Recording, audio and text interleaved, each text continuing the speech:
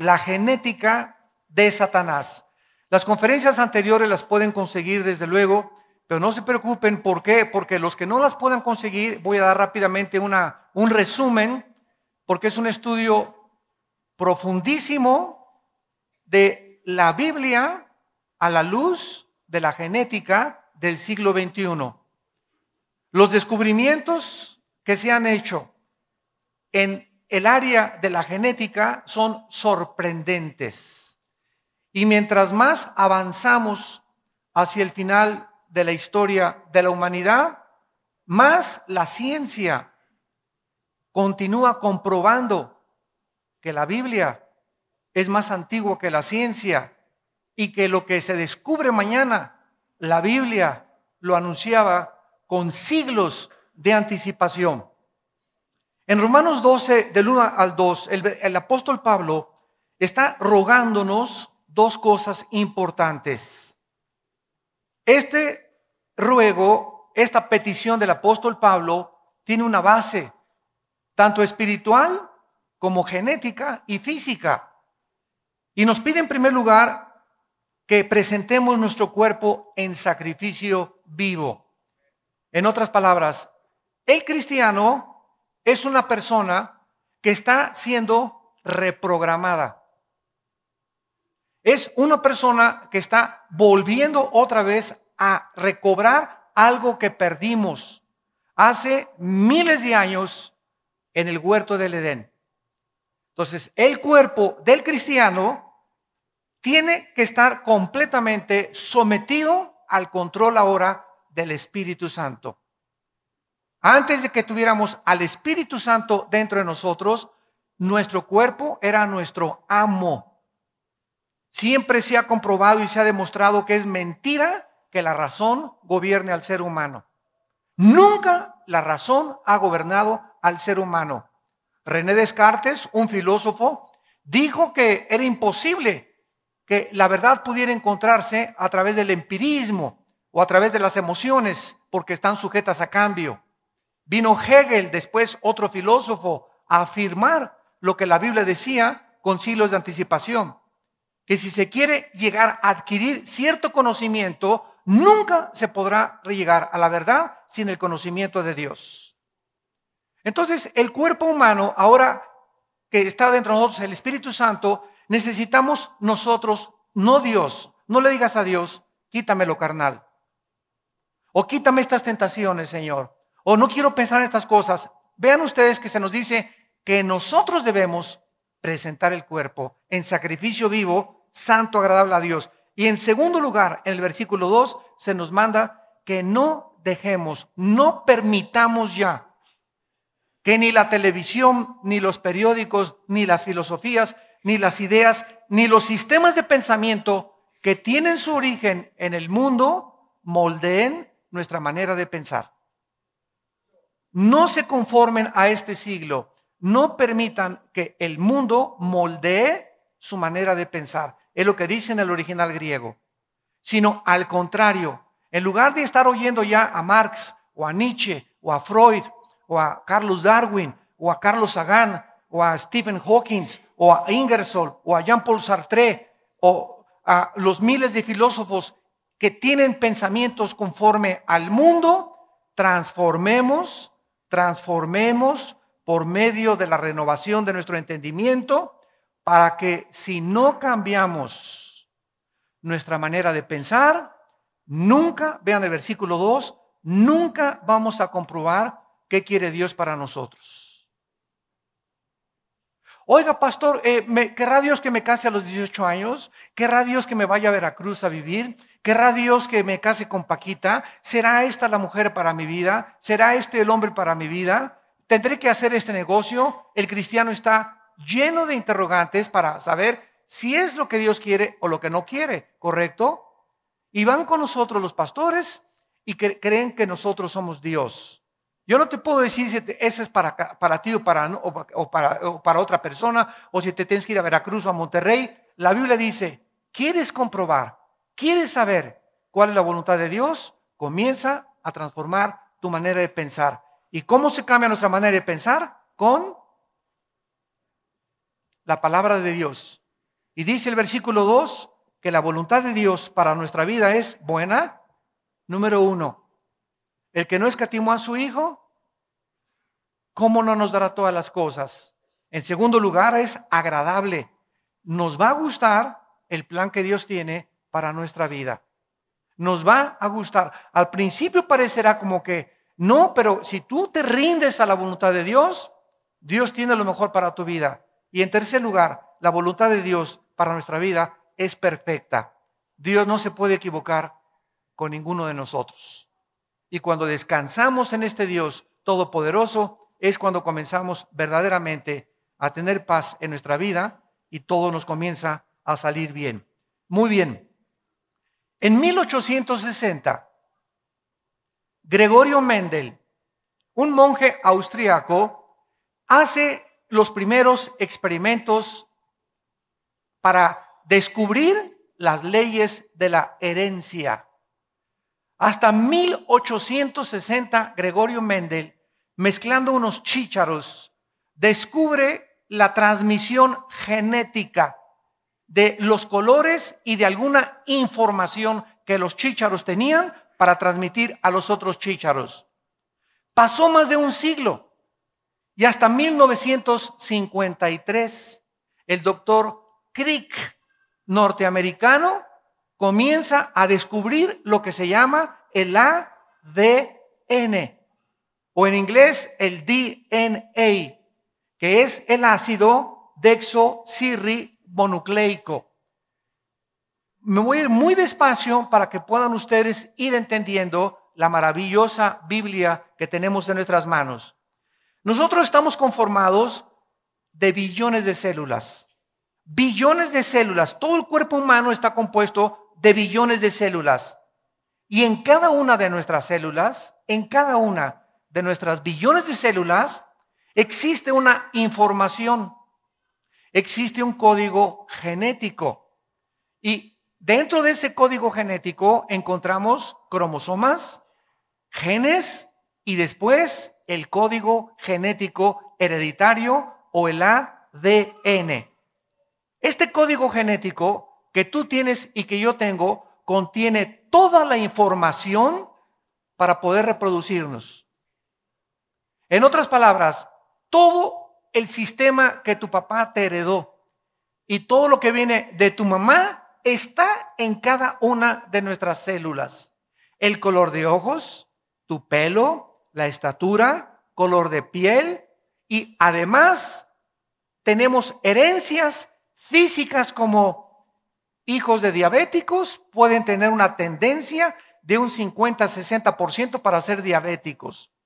Hijos de personas que murieron del corazón, abuelo se murió del corazón, bisabuelo se murió del corazón, tus padres se murieron del corazón, tienes una tendencia física de que hayas heredado para que tú puedas ya cuidarte y no heredar esa maldición de morirte del corazón.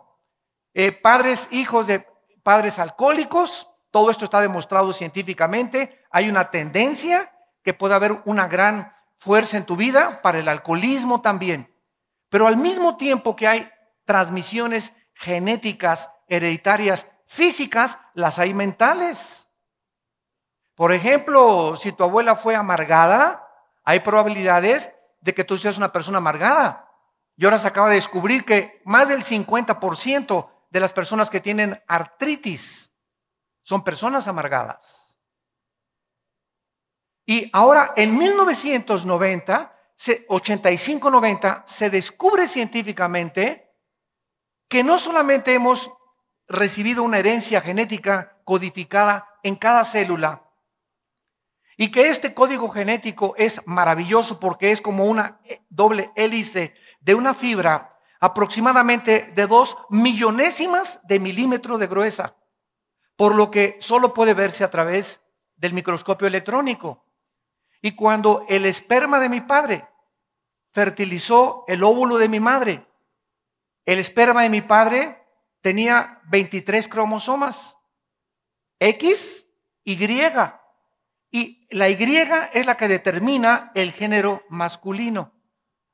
Las mujeres, todas las mujeres tienen doble X en sus cromosomas sexuales, los hombres tenemos X, Y. Cuando entró la Y al óvulo de mi madre, determinó el género masculino.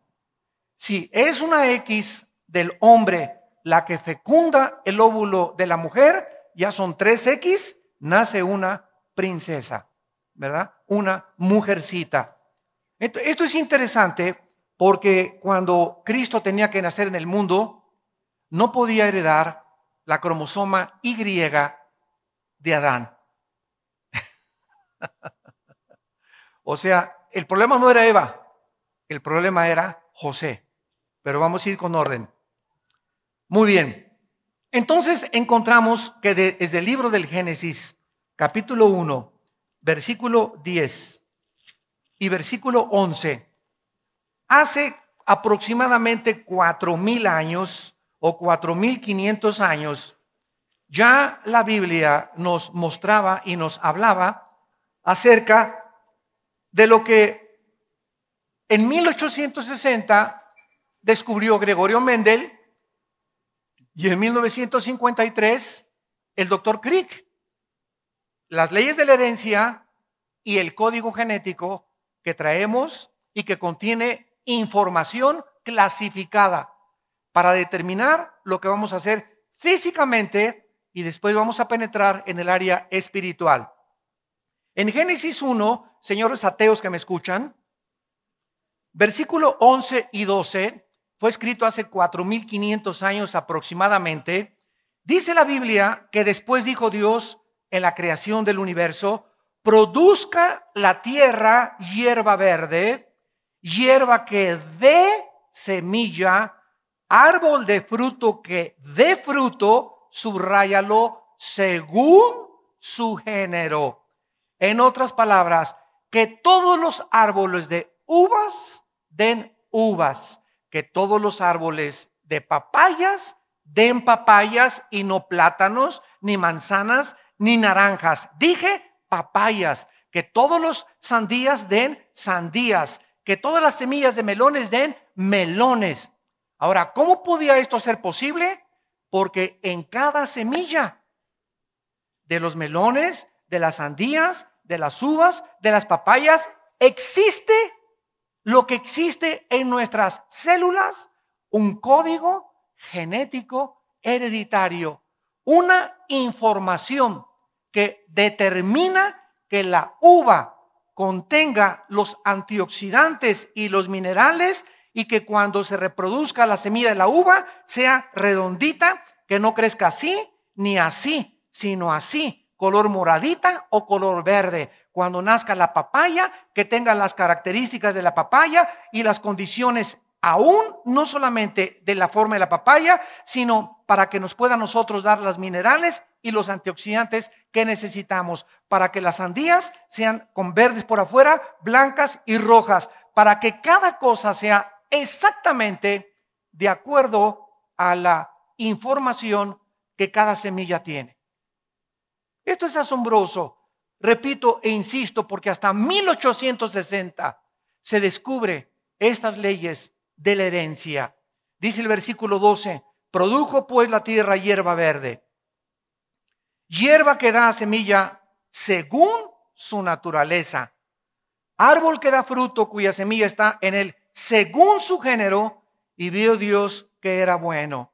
Dios, como el programador maestro, damas y caballeros, nos creó con un código genético informativo, con una información perfecta acerca de su persona y del mundo que nos rodeaba.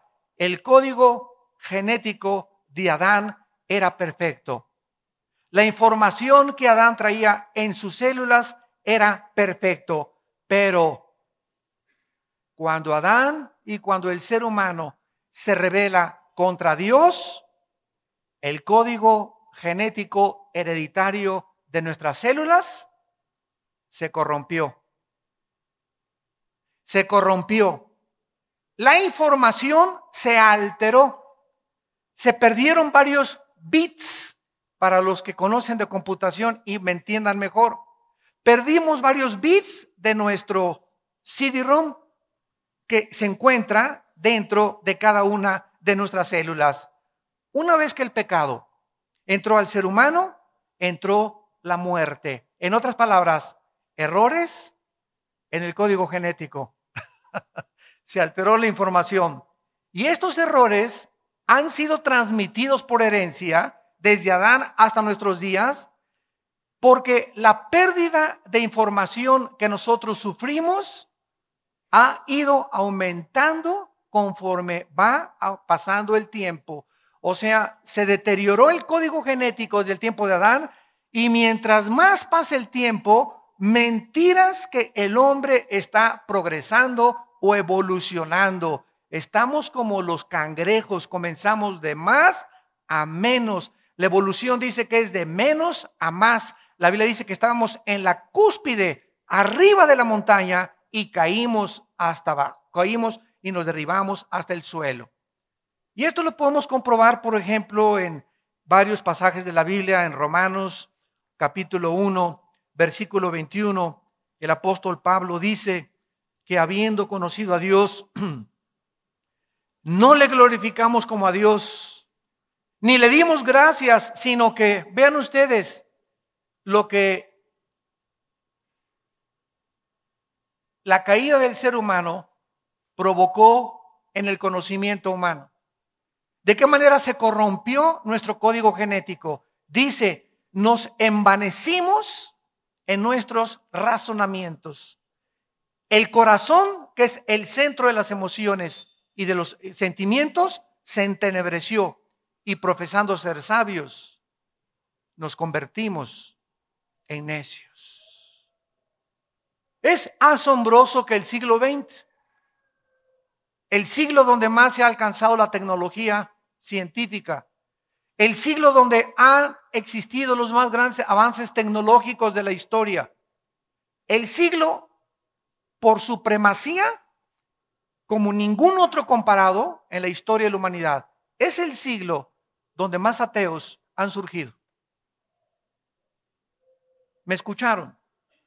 El siglo XX se caracterizó por ser el siglo donde la ciencia ha alcanzado la cúspide. Información genética, la televisión, los chips, el rayo láser, la desintegración del átomo, la fabricación de la bomba atómica, las computadoras, plataformas en el espacio. En el 69 llegamos a la luna, el 73 la primera plataforma espacial, el 90 la computadora, la red de internet, los chips, la electrónica. Ahorita ya lo que se descubra ya no nos sorprende nada, pero aunado a este crecimiento tecnológico y desarrollo científico, surgieron los más grandes ateos y las personas que más daño le han hecho a la humanidad intelectual y científicamente. Carlos Darwin, con su famosa teoría de la evolución. Sigmund Freud, atribuyéndole al ser humano los problemas en el área de la psique y no en el espíritu. Carlos Marx, atribuyendo, todos ellos son ateos, fueron ateos. Carlos Marx diciendo es que el problema es el capital, y si la clase burguesa, ¿verdad?, es derrotada por el proletariado y la lucha de clases se hace equitativa, el ser humano va a ser más feliz. Jean-Paul Sartre, es que el existencialismo del ser humano es lo más importante. Tú eres lo que tú piensas que tú eres, y fuera de ti no hay ninguna otra información que pueda provenir externa para determinar qué cosa es lo que tú eres o hacia dónde te diriges. Friedrich Nietzsche, que el filósofo que dijo Dios está muerto, el filósofo que influyó en Hitler. Hitler fue influido por Friedrich Nietzsche, el alemán que dijo Dios está muerto en su libro Así hablaba Zaratustra. El hombre que a los 53 años muere, ¿verdad?, homosexual y absolutamente en un hospital psiquiátrico. Carlos Sagan, el astrofísico que acaba de morir hace 3 años en la NASA, que dijo, ¿verdad?, es que el ser humano no puede tener más que el concepto que tenga del universo, y fuera del universo no hay Dios. Y todos estos ateos científicos o pseudocientíficos, todos eran la mayoría judíos también. Carlos Darwin era judío, Sigmund Freud era judío, Carlos Marx era judío. Qué interesante que aunado a la bendición que Dios le da al pueblo de Israel, el diablo levanta anticristos dentro de la nación que Dios levantó para traer al Mesías. Entonces, todo esto aunado a lo que dice la Biblia, ¿verdad? Dice en 2 Timoteo 3, vendrán tiempos peligrosos, porque cuando los hombres avancen y antes de llegar el fin de la humanidad, habrá hombres amadores de sí mismos, varones vanagloriosos, soberbios, blasfemos, desobedientes a los padres, ingratos, impíos, sin afecto natural, etcétera, etcétera. Damas y caballeros, ¿no es acaso el siglo XXI? Estamos viendo de qué forma estamos perdiendo nuestra humanidad. Nos estamos convirtiendo en animales, sin darnos cuenta ni tener conciencia del deterioro del carácter humano.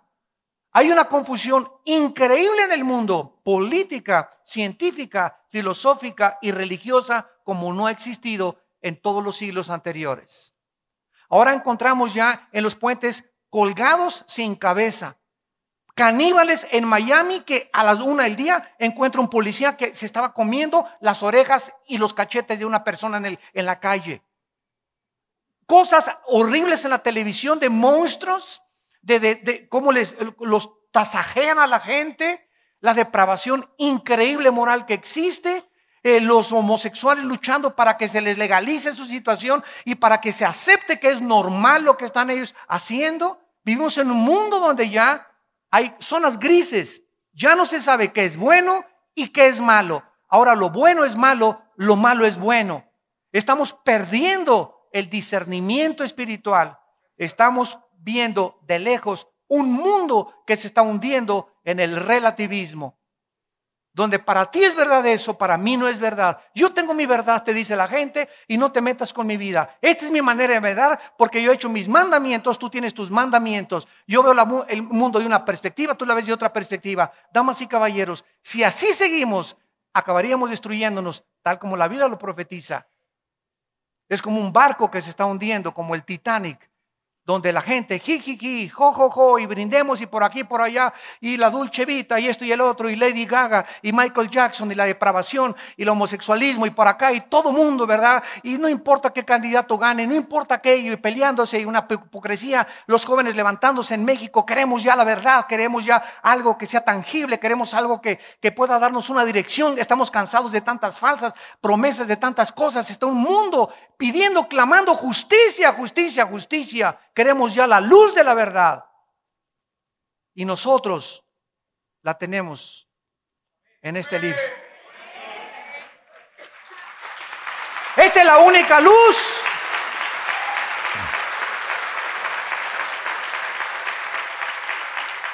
Es la única luz. No hay otra luz. Y sigo desafiando a intelectuales, científicos, políticos. Denme un libro que se compare con la Biblia. Pregúntale a tu maestro de universidad, pregúntale a cualquier presidente de la república, pregúntale a cualquier persona de la rama, de la disciplina académica que tú quieras. Dime si existe un libro que se compare con la Biblia. Científicamente, genéticamente, psicológicamente, geográficamente, antropológicamente, sociológicamente, psicológicamente, físicamente, en cualquier área, disciplina que tú quieras, literalmente, poéticamente, como antes de morir hace poco Carlos Fuentes, lo entrevistaron ahí en CNN y le preguntaron a este famoso escritor: oiga, ¿nos podría usted decir qué libros o qué literatura ha influido en su vida para escribir lo que usted escribió? Y citó 3 fuentes que dice él que fueron la inspiración para escribir lo que él escribió. Y citó primero a Cervantes, después dijo los filósofos griegos y William Shakespeare. Y Shakespeare dijo, porque el 60% de la literatura de William Shakespeare está inspirada en la Biblia. Y hay más Biblia en las obras de Shakespeare, como en Hamlet, que en cualquier otro libro. Y hasta ahorita no ha habido ningún escritor que se compare con William Shakespeare y las obras de Shakespeare, que hasta la obra de teatro las han llevado a cabo. Y como dijo Carlos Fuentes, porque la Biblia es mi libro de cabecera. No sabemos si fue cristiano o no cristiano, ¿verdad? O si solamente literalmente influyó en su vida. Ojalá que no haya sido solamente literalmente, pero este hombre, escritor reconocido, reconoció, no hay un libro igual en el mundo que la Biblia. Y la tenemos nosotros como la palabra profética más segura, que contiene la información para reprogramarnos, para volver otra vez a ser las personas que Dios quiere que nosotros seamos. Por supuesto, ¿verdad que no toda la información del ADN, del código genético, se ha perdido? Como dice Santiago capítulo 3, todavía existe dentro del ser humano caído la imagen de Dios. Y esto es lo que le da dignidad al ser humano. Esta es la razón por la cual Dios estableció, escúchenme, la pena capital. Dios estableció en la Biblia la pena capital, porque de acuerdo al Creador, síganme con cuidado, de acuerdo a nuestro Creador, Dios considera que hay seres humanos que han perdido el derecho para vivir. Dios considera que hay seres humanos que son lacras a la sociedad, que son animales que encerrados no es suficiente, hay que mandarlos allá con Él, para que Él sepa dónde los va a mandar finalmente.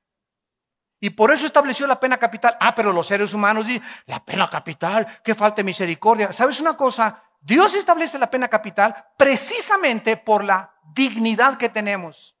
Si tú matas a alguien, en otras palabras, ¿cuántos años crees que van a pagar la vida de esa persona? ¿100 años? ¿Pagan la vida de un ser humano? Dios considera que no hay nada que se pueda equiparar al precio de la vida humana. Al grado que Jesús dijo, ¿de qué le sirve al hombre ganar el mundo si pierde su alma? Entonces Dios dice, el que derrame sangre, su sangre será derramada. La única cosa para que el asesino sepa que paga la otra vida es con su propia sangre. No 50 años de cárcel, ni 80 años de cárcel. Pero la injusticia de los sistemas penitenciarios, los intereses de los sistemas de justicia en el mundo, de las cortes de justicia internacionales, han impedido que se pueda llevar a cabo la pena de muerte con justicia. Porque la imperfección del hombre hace que abuse de esto, ¿verdad? Y sabemos de cuántos condenados hay que han sido hombres inocentes y han sido condenados a muerte. Pero eso es otro mensaje totalmente diferente. Muy bien. Entonces, el DNA que tenemos dentro ha sido alterado, ha sido corrompido. ¿Qué fue lo que más grande sucedió con el ADN del ser humano? ¿Qué fue lo que el ser humano perdió principalmente cuando cayó Adán y Eva? Lo más importante que el hombre perdió en la caída fue el conocimiento de Dios. El conocimiento de Dios. En ese momento Adán y Eva se separaron de Dios y comenzaron a depender de su alma, ya no del espíritu, porque es la parte espiritual la que nos conecta con Dios, no la parte almática. El espíritu se conecta con Dios, el espíritu se conecta con nuestra alma y el alma comienza a controlar el cuerpo. Pero antes de la caída, repito, el ser humano era gobernado por el cuerpo, por sus pasiones. Tú pregúntale a una persona, ¿por qué fumas? ¿No sabes que el humo del cigarro te amuela los dientes, las encías, la lengua, el esófago, la tráquea, la laringe, los pulmones, los alvéolos pulmonares, el hígado, el páncreas, el estómago, la sangre? ¿Qué no sabes que te estás envenenando? ¿Y qué te contesta esa persona? Chiche, pero no lo puedo dejar, o me gusta. O sea, qué increíble que seamos tan autodestructivos. Entonces, esa persona conscientemente sabe que es terrible lo que está haciendo con su cuerpo, pero lo sigue haciendo. ¿Qué demuestra esto? Que no es la razón la que nos guía, sino nuestras pasiones. Esclavos de nuestras pasiones. ¿Por qué tomas y por qué te emborrachas, Pancho? ¿No sabes que te estás amolando el hígado, el páncreas, el estómago y esto? y pues sí te pones hasta atrás, ¿verdad? Pero después ajuda y viva Zapata, y después viene la depresión peor todavía. ¿Por qué? Porque él sabe que se está haciendo daño, pero no tiene el poder para dejar el cigarro. No sabes que la pornografía está infectando tu alma, tus pensamientos, tu manera de ver la vida, tu manera de tratar a tu esposa, de tratar a tu novia. No sabes que la pornografía es el veneno más grande que Satanás ha inyectado al mundo en estos últimos tiempos. Pues sí, pero me doy cuenta, como me dijo un muchacho, que ya soy esclavo y tengo algo aquí que me hace sentir la necesidad que tengo que ver pornografía. Bueno, esa falta de voluntad, esa falta de fuerza que tiene el ser humano, Cristo en la cruz la venció.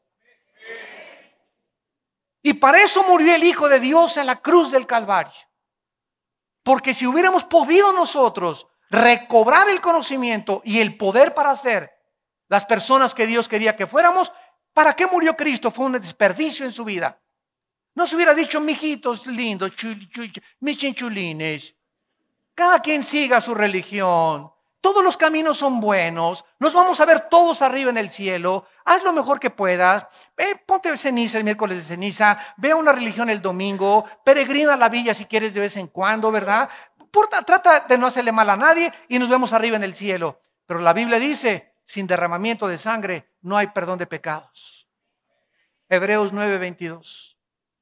El Hijo de Dios tenía que morir en una cruz para poder solucionar el problema de la raza humana a través de su muerte en la cruz del Calvario. Si hubiera habido otra forma en el huerto de Getsemaní, cuando Cristo cae de rodillas y comienza a sudar y la sangre comienza a salir de los poros de su piel, y comienza Jesús a saber que en las próximas horas en la cruz Él y su Padre se iban a separar. Cristo no transpiró sangre por el miedo a los látigos romanos. Ay, me va a doler mucho. No, eso no era lo que hizo a Cristo sufrir en Getsemaní. En Getsemaní sabía que Él y su Padre se iban a separar, porque la paga del pecado es la muerte. Entonces ahí Jesús en Getsemaní le dice al Padre, Padre, ¿hay otra forma de solucionar el problema de los seres humanos?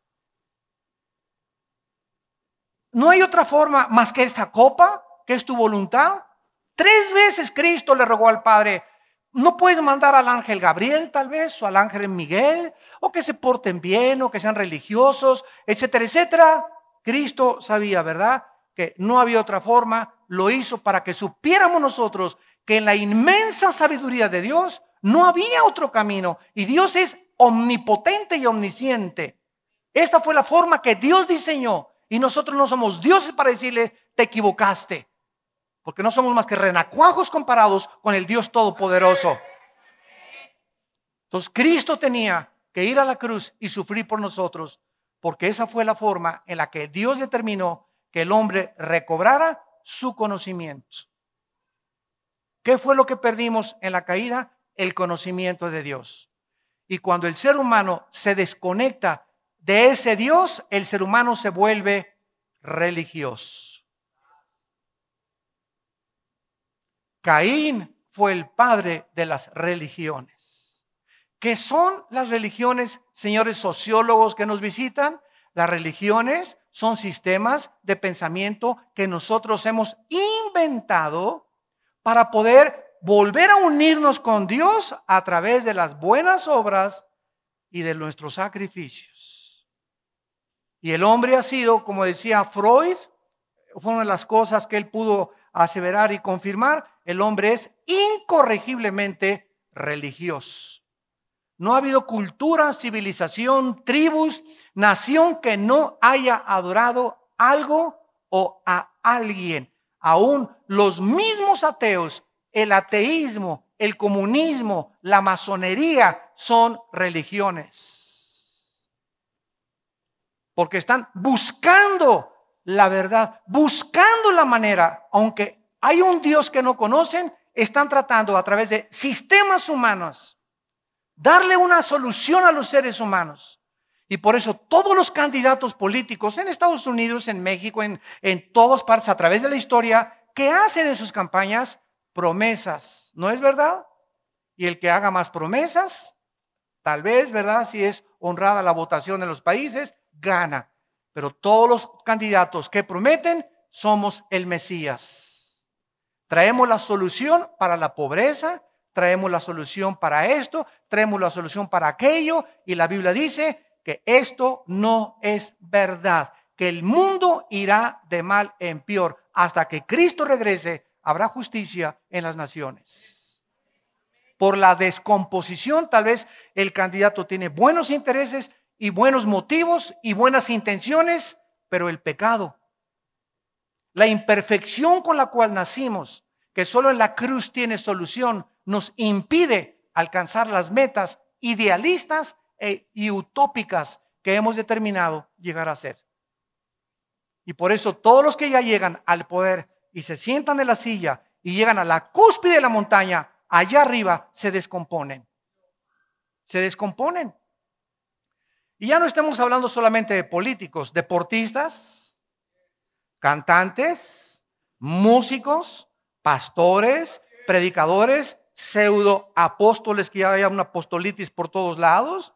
Llegan allá arriba, ¿verdad? Pastores que alcanzan, etcétera, etcétera. Algo les pasa, que la fama, la lana y la dama. Como decía el buen, que en la presencia de Dios esté Joaquín Capilla, que era el primer clavadista que ganó medallas de oro en 1952. Decía Joaquín Capilla: la lana, la dama y la fama, las mujeres, el orgullo y el dinero descomponen la naturaleza humana. Solo la sangre de Cristo y venir a Cristo nos hace posible poder redimir totalmente la condición del ser humano. Lo más asombroso de esto, ¿verdad?, es que entonces, cuando llegamos a la Biblia, Juan 17:3, vamos a comenzar a reforzar todo lo que decimos con la palabra de Dios. ¿Qué es la vida eterna? Juan 17:3, se lo saben todos de memoria. Ni veas la Biblia, por favor. Y esta es la vida eterna. ¿Qué? Ni siquiera ese versículo se saben de memoria. Que te conozcan. El conocimiento fue lo que se dañó de Dios. Dios entra a nuestra vida otra vez en la persona del Espíritu Santo, con el propósito de que comencemos a redescubrirlo, conocer su majestad, su poder, sus diseños, sus pensamientos, sus caminos, que son más altos que nuestros pensamientos y más altos que nuestros caminos. Y que si Él no hubiera entrado a nuestra vida a través de nuestra propia sabiduría e investigación, nunca el hombre hubiera podido conocer a Dios. Ninguna religión puede llevarte a conocer a Dios. Ninguna. Mateo capítulo 11. Miren lo que dijo Jesucristo. Mateo capítulo 11. Dice Jesús, versículo 27. Mateo 11:27. Todas las cosas me fueron entregadas por mi Padre, y nadie, ni Buda, ni Mahoma, ni Zoroastro, ni tu padrino, ni Walter Mercado, ni el Papa, nadie absolutamente conoce al Padre sino al Hijo. Ni el Padre conoce a alguno sino el Hijo, y aquel a quien el Hijo lo quiera revelar. Damas y caballeros, personas que nos ven a través de la televisión y que no son cristianos, el anuncio de la Biblia es este: no importa qué camino puedas tú buscar en la vida, si no es Cristo, nunca conocerás a Dios. Porque a Dios le agradó darnos a conocer quién es Él a través de su Hijo Jesucristo. ¿Quieres conocer a Dios? Necesitas invitar a Cristo a tu vida. Porque aunque te vayas de rodillas, aunque estudies meditación trascendental, aunque te concentres en el misticismo y en la nueva era y en la astrología y en el ocultismo y en la brujería, no importa el camino que busques, si no es Cristo el camino, estás en un camino que conduce a la muerte. Porque hay caminos que parecen ¿verdad? Derechos, pero su fin es camino de muerte.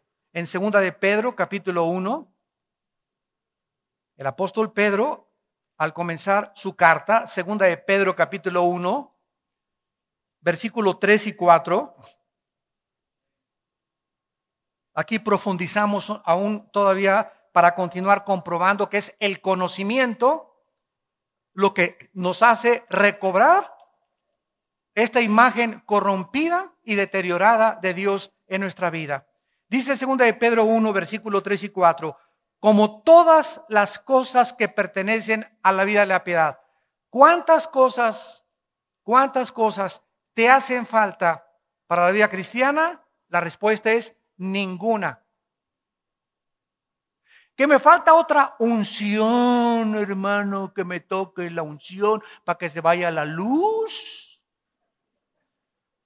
Vamos a esa iglesia porque ahí está la unción.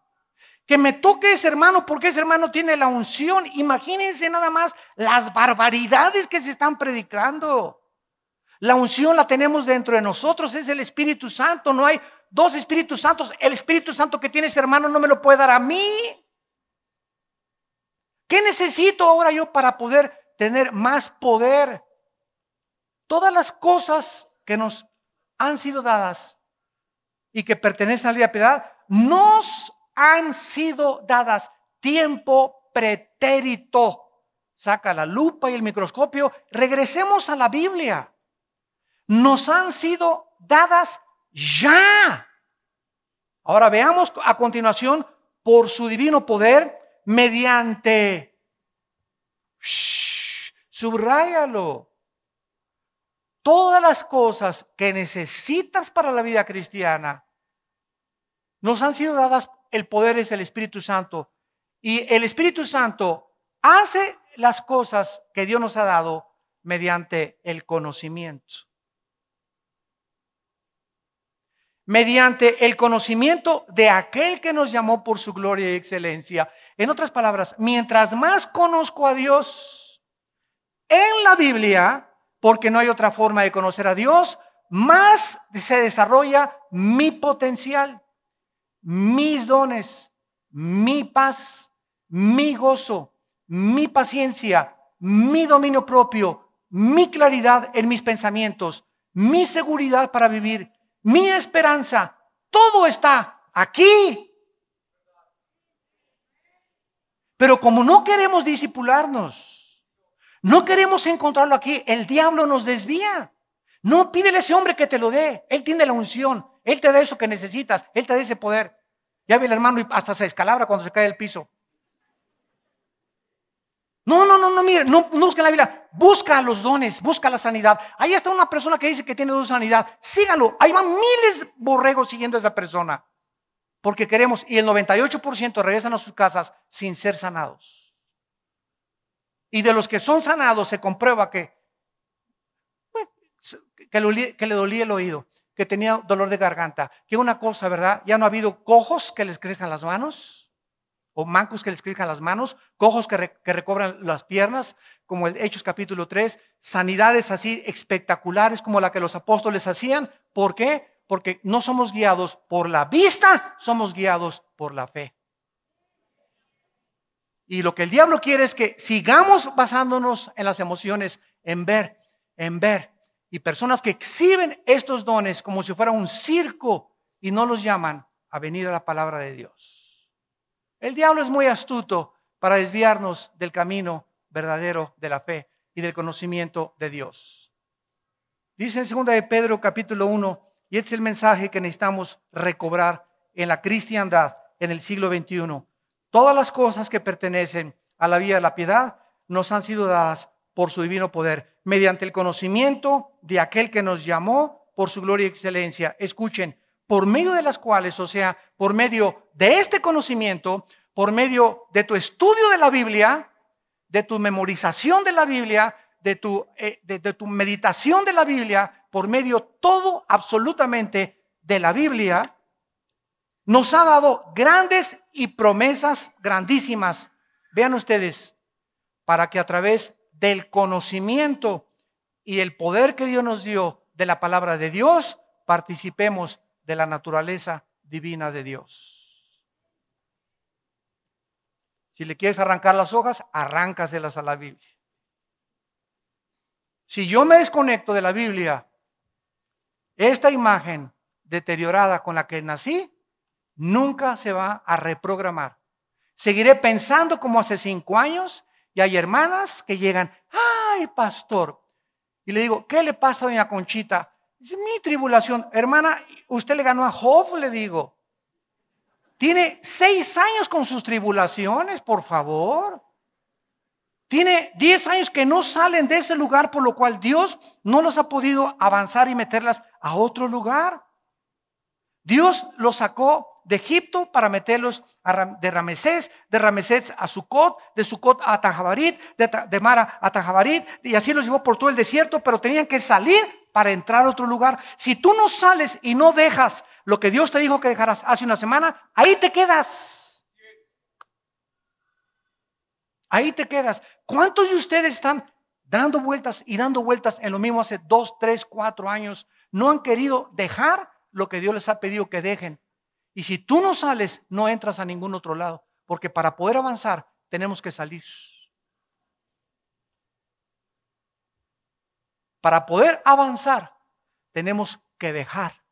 Y si no dejas lo que Dios te dice que dejes en esta mañana, en este mensaje, ahí te quedas. Y el año que entra, yo puedo regresar o cualquier otro predicador y sigues siendo la misma persona. Un nogro con tu esposa, rebelde contra tus padres, rebelde contra tu esposo, sigues en la pornografía, sigues en esto, sigues con tus tranzas, sigues con dobles motivos para seguir a Dios, sigues con tu soberbia, sigues con tu orgullo. No hay mansedumbre, no hay humildad en tu vida, no hay gozo, no hay paz, no tienes esperanza, no has crecido nada. ¿Por qué? Porque te has desconectado de su palabra. Y no le has obedecido en aquellas cosas que el Espíritu Santo te ha dicho, déjalas. Deja el pecado. Deja el pecado. Porque el pecado es el más grande obstáculo para abortar la misión que Dios tiene para nuestra vida. Gracias por tu palabra, Señor, en esta mañana. Gracias porque esta es la vida eterna. No hay otro camino más que el de volver a conocerte. Y no hay otra forma de conocer a Dios más que a través de la persona de su Hijo Jesucristo, quien ha entrado a nosotros en la persona del Espíritu Santo para que nosotros, haciendo contacto con la Biblia, podamos recobrar lo que perdimos en el huerto del Edén. Gracias, Señor, porque ahora, aunado a la genética y lo que sucede físicamente en la genética, estamos descubriendo que sucede de una forma analógica en el mundo espiritual. Y así como estamos infectados físicamente, por lo cual tenemos que morir, porque la muerte es la consecuencia del pecado, así también espiritualmente tenemos que recobrar esta imagen, reprogramar esta imagen. Y esto se llama en la Biblia la santificación. ¿Qué es la santificación? Volver a reprogramarnos a la imagen de aquel que nos creó según su semejanza. ¿Por qué quiere Dios reprogramarnos y volvernos otra vez esa imagen? Porque es la única manera de ser feliz. El pecado nunca nos hará felices. El pecado siempre será la causa de nuestras amarguras, sufrimientos. Y es la santidad lo que nos hace recobrar la paz. La paz con Dios, la tranquilidad, la seguridad de nuestra vida, que nada ni nadie nos podrá separar de su amor. La esperanza de vivir esperando a Cristo de los cielos. Esto es lo que hace la santidad. En esta tarde, entrégale tu vida a Jesucristo. Y si eres cristiano, arrepiéntete de tus pecados. Por favor, ya sal de esa situación. en la que has estado durante tanto tiempo, atado, atada. Rompe esas cadenas con el poder que Dios ha puesto en tu vida del Espíritu Santo. Y tú que no conoces a Cristo, ven a la cruz. No te invito a ninguna religión, te invito a una cruz, donde un hombre abrió sus brazos y dio su sangre para perdonarnos de toda maldad. Dile: Padre, te pido perdón por mis pecados. Me arrepiento de todo corazón. Creo que en la cruz pagaste en mi lugar y que a los 3 días resucitaste de entre los muertos. Entra a mi vida como mi Señor y Salvador. Vuélveme a reprogramar. Quiero pensar como tú piensas ya. Quiero seguir la santidad. Quiero vivir para ti. En el nombre de Jesús. Amén.